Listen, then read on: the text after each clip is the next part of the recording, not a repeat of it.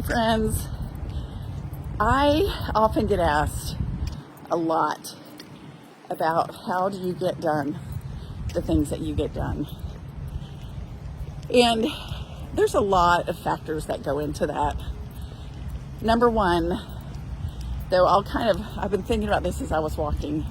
I'm going to give you guys just some of my thoughts. I'm just going to let them tumble right out. So number one, I really try and prioritize myself. Almost 30 years ago, let me think. I guess it's been more like 25 years ago. One of my friends really encouraged me to start running and to start walking. And it changed my life. I know that there's so many benefits, right? And I know you guys know, to walking and to exercise. Those endorphins that are released are amazing. And most of the time, I have a conversation with myself every morning that usually says, I don't really want to get up today. Or not really, I don't want to get up today as much as I have feelings of, I'm not sure if I want to get out and exercise. But then I always know, because I've learned from experience, that if I'll do it, I feel so good after. And so I just learned from that experience. So even every morning when I think, I don't know if I really want to do it, I just do it anyway, because I'm teaching my brain who's the boss. And when you teach your brain who the boss is, then your brain comes along with you. It's pretty interesting. So number one, I try to prioritize myself and get in my exercise every day. The other thing I do is this. I've learned there are just some things that I am not the best at. I'm not the best at social media.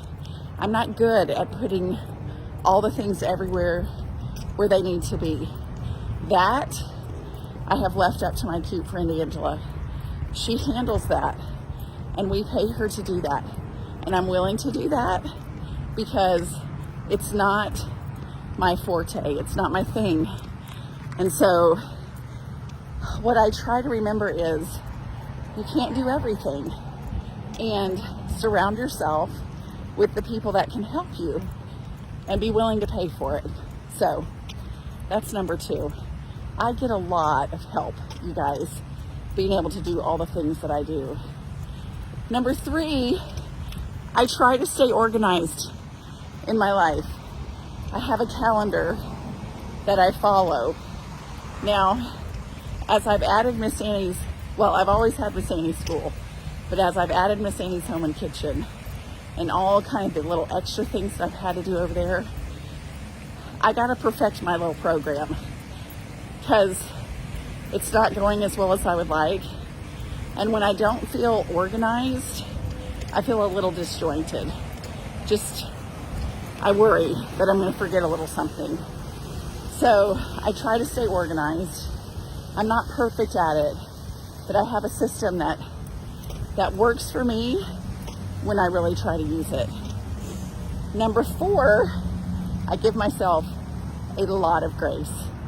I have really learned to really just talk to myself nicely. I love the question, what do you need, Annie? Because I do get overwhelmed. I feel at times like frustrated. I feel upset sometimes, and then I just say, what do you need? How can I help you? And imagine if your child comes to you, or if an employee comes to you and they're struggling, when you ask them, what do you need? How can I help you? Then you get a lot more out of them, right? And so it's the same thing with yourself. When you're kind to yourself, when you say, what do you need? How can I help you? Instead of beating yourself up. So I've really tried to work on that, to give myself loads of grace. And then I think the other thing is is just show an increase of love.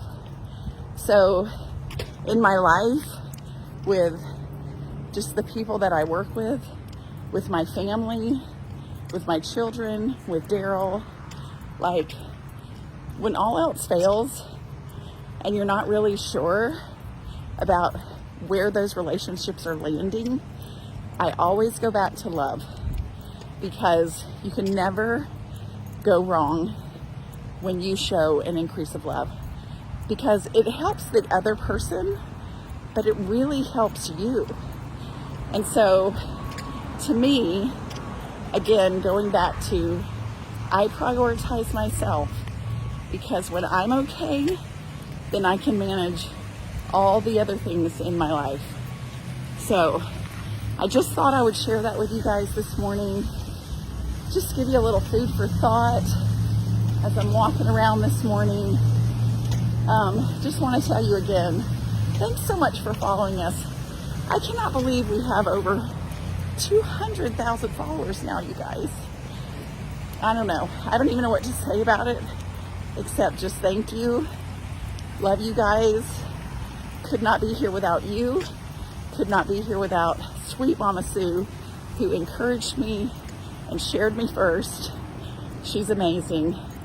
Our wonderful Angela, you guys know how much we love her in our office, and Melissa and Brittany and Anita, who help out in all the ways.